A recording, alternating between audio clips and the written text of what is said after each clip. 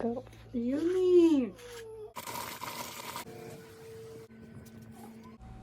बिस्मिल्लाहिर्रहमानिर्रहीम। अस्सलाम वालेकुम। कैसे हैं आप सब? मैं उम्मीद करती हूँ कि आप सब बिल्कुल ठीक होंगे। अल्लाह ताला हम सबको बहुत खुश रखे, हर तरह की बीमारियों से, परेशानियों से बचाए। आमीन सुम्मा आमीन। और हम सब का ईमान सलामत रखे। तो आज चलें जल्दी से आज का व्लॉग शुरू करते हैं। आज का व्लॉग मैं शुरू कर रही हूँ, तकरीबन ये दोपहर का ही टाइम है और मैंने कपड़े धोने थे। हाथ से ज़्यादा कपड़े इकट्ठे हुए थे और हिम्मत नहीं हो रही थी, तो आज मैंने कहा चलें जल्दी से धो ही लेती हूँ। और साथ साथ मैं बना रही हूँ कच्चे आम का जैम बना रही हूँ। ये वाली रेसिपी मैंने आपके साथ शेयर करनी है। दो तरह से बनता है, लेकिन आज मैं एक ही तरह से बना रही हूँ, तो वही मैं आपके साथ शेयर करूँगी। इधर कपड़े जो हैं तकरीबन हाफ़ मेरे फ़िनिश हो गए हैं और मशीन साथ साथ चल रही है, और साथ साथ मैंने कहा मैं ये भी शुरू कर देती हूँ। ये तकरीबन 1.5 किलो कच्चे आम हैं और मैं फ़्रिज में रख के भूल गई हुई थी। मैं ये बकरा ईद से पहले के लेके आई हुई हूँ और मैं भूल गई हुई थी। खैर, लेकिन फिर भी ठीक हैं, ये ख़राब नहीं हुए हैं, बस थोड़े से ना ये सॉफ्ट हो गए हैं, मीठे थोड़े हो गए हैं। करने थे मुझे ऐसे ही, मैंने थोड़े लेट किया ही इसलिए था, मैंने फ़ौरन नहीं बनाया था, क्योंकि मैंने एक दफ़ा पहले बनाए थे।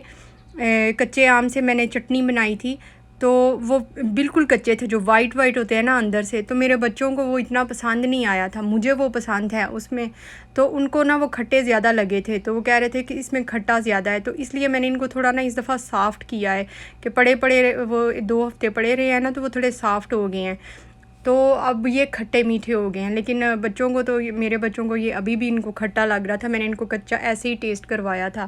खैर, इसके छिलके उतार लेने हैं। इसको मैंने वॉश कर लिया, अच्छी तरह वॉश करके इसके छिलके उतारे हैं और इसके ऊपर कुछ ब्लैक ब्लैक जो भी गंदा था वो मैंने उतार लिया है। और इस तरह इसके बारीक बारीक या बड़े पीस जैसे भी आपको मुनासिब लगे, जिस तरह का भी आसानी से हो वो आप कर लें। और इधर तूर साहिबा के पास बैठ के हैं, क्योंकि हनी की शरारतें शुरू हुई थी। उधर ये तूर उस कमरे में था। हनी इसको इतना तंग कर रहा था, अपनी तरफ से वो इसके साथ खेलता है, लेकिन शरारतों वाले अंदाज में खेलता है, अगला बंदा तंग आ जाता है। तो ये फिर बहुत ज़्यादा रो रहा था, तो मैंने इसे किचन में बुला लिया। हनी भी पीछे आ गया। हनी मुझे आके कह रहा था मैंने नहीं तंग किया, तो मैंने फिर लड़ाई ख़त्म की। माँ कह रही थी मामा इसी ने तंग किया, और कौन है उधर तंग करने वाला, तो हनी मान ही नहीं रहा था। मैंने फिर झगड़ा ख़त्म किया। मैंने कहा अच्छा जी, मैंने तंग किया, आप लोगों ने नहीं तंग किया। तो फिर इस बात का भी उसे गुस्सा लगता है कि ऐसे क्यों अब कह रही हैं। तो फिर मैंने इसको साथ ही बैठा लिया। ये बेचारा खाने का चोर है, खाता नहीं है कुछ भी। तो जो ही मैंने इसको कुछ खाने को दिया, तो इसका मूड इधर से भी ख़राब हो गया कि मैंने अब इधर से भी उठना है। तो फिर ये थोड़ी देर में इधर से भी उठ के चला गया कि मुझे खाना ही ना खिलाना शुरू कर दें। तो ये तब तक इतनी देर में ये देखें, ये सारे पीस इसके हो गए हैं और इसकी गुठलियाँ भी अच्छी तरह मैंने साफ़ कर ली हैं। जितना भी गुद्दा इनका ऊपर से उतर सकता है आप उतार लें। और मैंने ऐसे ही फिर इनको छोड़ नहीं दिया। इनकी ये जो गुठलियाँ, इनको एक दफ़ा शावर भी दिलवा लें। मैंने पानी डाल के, पानी के साथ इनको थोड़ा नरम करके, और जितना ऊपर से अच्छी तरह उतर सकता था वो मैंने उतार लिया है। अब जितना हमारे पास गुद्दा है इसका कच्चे आम का, उतनी ही चीनी डालनी है। मैं अंदाज़े से डाल रही हूँ, आप किसी बर्तन के साथ इसको माप सकते हैं, माप सकते हैं। और एक बर्तन में आप ये डालें इसका गुद्दा, और देखें जो फिर उतनी ही आप चीनी डाल लें। और थोड़ा सा पानी मैंने जो उसकी गुठलियाँ धोई थी ना, वो वाला पानी भी मैंने साथ ही डाल दिया है। और ये मुझे थोड़ा पानी लग रहा था, तकरीबन एक कप पानी इसमें काफ़ी है। आज ना मेरा दिमाग ख़राब हुआ है, मेरा बीपी हाई हुआ है और मेरी आंखों के आगे अंधेरा भी आ रहा है, और मुझे कुछ पता नहीं चल रहा कि मैं क्या क्या एक ही लफ्ज़ बार बार बोलती जा रही हूँ। अच्छा चलें, खैर, ये जो है ना, मैं इसको अभी 2 मिनट के लिए ढक्कन दे के मैंने रखा है, क्योंकि मैं साथ साथ कपड़े भी धो रही हूँ। और ये देखिए, सिर्फ इतना सा इसका वेस्ट है, बाकी सारा इसका काम आएगा। जो छिलके हैं वो भी मैंने काम लाने हैं, वो भी मैंने इनका भी मैंने यूज़ करना है, और सिर्फ इसकी गुठलियाँ ही फेंक रही हूँ। आप भी चीज़ों को वेस्ट कम किया करें, जितना हो सके उसको इस्तेमाल में लाएं। तो ये मैंने अब इसको पकाना शुरू कर दिया है, चूल्हे पे मैंने रख दिया है। इसको मैं मीडियम हाई फ्लेम पे पहले मैं इसको पकाऊंगी। जब ये इस तरह बॉयल आना शुरू हो गया है, तो फिर मैंने फुल हाई फ्लेम कर दी है। और ये साथ साथ माँ मेरी अच्छी खासी आज हेल्प करा रही है। पहले तो बैठी हुई थी, फिर जब इसको देखा है कि मामा का मूड थोड़ा जो है ना वो ख़राब हो रहा है तो फिर आके कपड़े जो मैंने धोए हुए थे ना, मैंने कहा चलो आप वो फैला दो, तो फिर साथ साथ ये शूट भी करवा रही थी, कैमरा भी पकड़ रही थी, मेरी हेल्प करवा रही थी। तो ये देखें, ये इसको हाई फ्लेम पे मैंने बॉयल तकरीबन 5 मिनट मैंने बॉयल किया है। तो आप 5 मिनट से ज़्यादा भी हो सकता है, जब तक इसका पानी ड्राई ना हो जाए। हाफ़ तकरीबन ड्राई हो गया था। और साथ में मैं इसमें एक लेमन ऐड कर रही हूँ। लेमन मेरा ये जो है ना खासा बड़ा था, आधा काफ़ी था, लेकिन मैंने कहा मेरा वेस्ट हो जाना है फिर पड़ा पड़ा, तो सारा रस ही फिर मैंने शामिल कर लिया। इस तरह आसानी से निकल जाता है इसका जूस। ये अंदर से शहद था, निकल नहीं रहा था, तो वेस्ट नहीं होता। इस तरह चम्मच के साथ ना बड़े अच्छे तरीके से निकल जाता है। तो ये मैंने इसको बॉयल कर लिया हुआ था 5 मिनट, बस ये सॉफ्ट हो जाए और इसका जो पानी है वो ड्राई हो जाए। और फिर इसको हैंड बीटर से मैं इसको कर रही हूँ। आप इसको ग्राइंडर मशीन जग में भी कर सकते हैं। अगर बिल्कुल इसकी पेस्ट जैसा बनाना है ना, कोई भी चंक्स ना बीच में रहें, तो फिर आप ग्राइंडर उसमें जग में कर लें। मुझे थोड़े थोड़े चंक्स पसंद हैं, बच्चों को नहीं पसंद है। हालांकि ये मैं पेस्ट ही अपनी तरफ से बना रही हूँ, तो फिर भी बारीक बारीक पीस उसमें ना थोड़े थे। तो ये बहुत अच्छी पेस्ट बन गई है। और इसको मैंने फिर ला के चूल्हे पे वापस रखा है और फिर मैं थोड़ा और अभी पकाऊंगी। तकरीबन ये डन ही है, 5 मिनट इसको और पकने में लगेंगे। और पानी तो मैंने पहले ही ड्राई कर लिया हुआ था, पानी पहले ही ड्राई कर लेना बेहतर है, नहीं तो ये देखें ये जो बबल्स उड़ रहे हैं ना, फिर ये सारा चूल्हा भी गंदा होता है और चिपचिपाहट वाला सारा कुछ हो जाता है और चीनी उड़ती है, हाथों पे भी आती है, हाथ भी थोड़े जलन महसूस होती है फिर।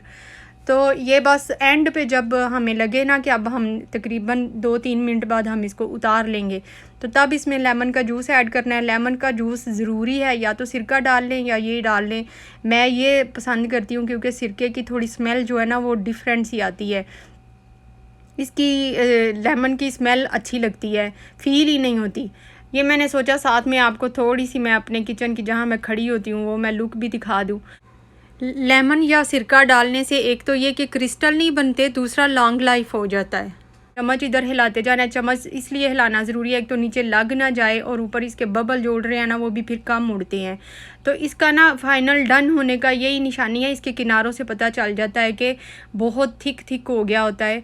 और वैसे आप बर्तन पे डाल के भी देख सकते हैं। प्लेट में इसके 3-4 ड्रॉप्स डालें और ये जब अगर वाटर की तरह स्पीड से अगर नीचे नहीं आता, थोड़ा सा टेढ़ा करके देखें तो फिर ये पक गया हुआ है।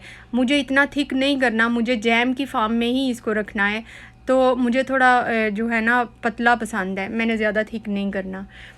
तो इधर तूर जो है ना वो बेचारा मिट्टी खाता रहता है। तूरा बोलो अस्सलाम वालेकुम। ये मैंने जो पहले बनाया था ये वो है, ये बिल्कुल कच्ची जो अम्बियाँ होती हैं ना उसका ये बनाया था। मुझे इस तरह का पसंद है, इसमें चंक्स भी होते हैं। ये पराठे के साथ खाएं इतना टेस्टी लगता है, नमक वाला पराठा हो और साथ ये हो, मुझे मेरा ये फेवरेट है। मैं तो बच्चों को जो चंक्स आते थे ना वो अच्छे नहीं लगे, तो इसलिए इस दफ़ा मैं पेस्ट की फार्म में बना रही हूँ। बिल्कुल बाज़ार जैसा ये मैंगो का जैम है।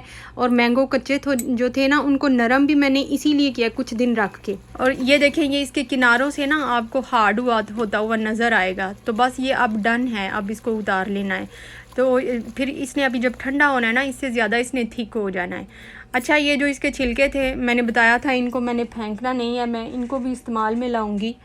इन छिलकों को पहले ही हमने धो लिया था, उसके लेमन के भी छिलके और मैंगो के भी छिलके। मैंगो काटने से पहले ही मैंने इनको अच्छी तरह धो लिया था, तो अब बारीक बारीक काट लूँगी। एक कहावत बनी हुई है ना कि हास बने आम ना बने। अगर आम बनेंगे तो लोग आपका अचार डाल के आपको खा जाएंगे, तो वही हाल इनका है। बस मैंने इनको नमक और हल्दी लगा के रख दिया है। वैसे मैंने इसको ओवरनाइट छोड़ दिया था कि अगर ये पानी छोड़ते हैं, मैंने सोचा था कि ये थोड़ा पानी इनका निकलेगा तो फिर मैं इनको ना जो करना है वो मैं कर लूँगी।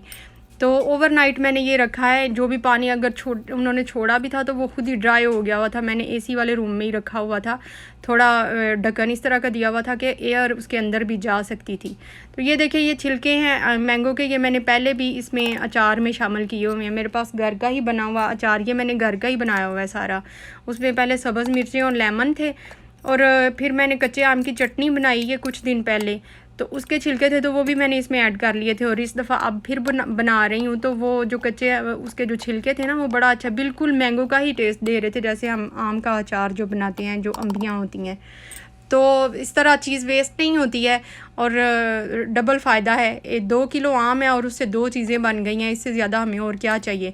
थोड़ा सा मेरे पास सरसों का तेल पड़ा हुआ था, इसमें अचार में थोड़ा था। अब ये चीज़ें डालनी हैं तो तेल इतना होना चाहिए कि ये चीज़ें जो है ना डिप हुई हों, तो वो फिर मैंने डाल लिया। अभी ये थोड़ा है, मैं फिर बाद में और मंगवा के इसमें ऐड कर लूँगी। तो ये ओवरनाइट के बाद जब ये ठंडा हो गया, ये मैं अगले दिन इसको मैं डिब्बियों में डाल रही हूँ। मेरे पास कोई भी आप डिब्बी ले लें, उसको मैंने गर्म पानी से अच्छी तरह धो लिया है, सुखा लिया, उसमें पानी बिल्कुल नहीं होना चाहिए। तो उसको आप उस डिब्बी में डाल लें। बेहतर यही है कि कुछ कांच की बोतल होनी चाहिए, प्लास्टिक की नहीं होनी चाहिए। इसको आप चाहे 6 महीने 8 महीने भी रखें, इसने ख़राब नहीं होना। साल भी रखेंगे, इसने ख़राब नहीं होना है। फ्रिज के बगैर भी ये बिल्कुल ठीक रहता है, बशर्ते कि इसमें पानी नहीं जाना चाहिए। तो ये देखिए 2 किलो आम थे, 2 किलो से थोड़े कम ही थे, और ये जो बड़ा जार है ना ये 1 किलो का है, और ये छोटा जो है वो तकरीबन 1 पाव का है। तो 2 किलो मैंगो से जैम भी बन गया है और अचार भी बन गया है। अचार में मसाले और डालने की ज़रूरत नहीं है, अचार में पहले से मसाले होते हैं तो गुजारा हो जाता है। ये बिल्कुल बाज़ार जैसा जैम है, और सऊदी अरेबिया में मैंगो का जैम नहीं मिलता है। जिनको नहीं मिलता वो इस तरह बनाएं और इंजॉय करें। मेरा व्लॉग एंड हो गया है, मिलते हैं नेक्स्ट व्लॉग में। तब तक के लिए टेक केयर एंड अल्लाह हाफिज़। मेरे वीडियो को लाइक करें, कॉमेंट करके मुझे बताएँ मेरा व्लॉग आपको कैसा लगा है। जो नए हैं वो मेरे चैनल को सब्सक्राइब कर सकते हैं।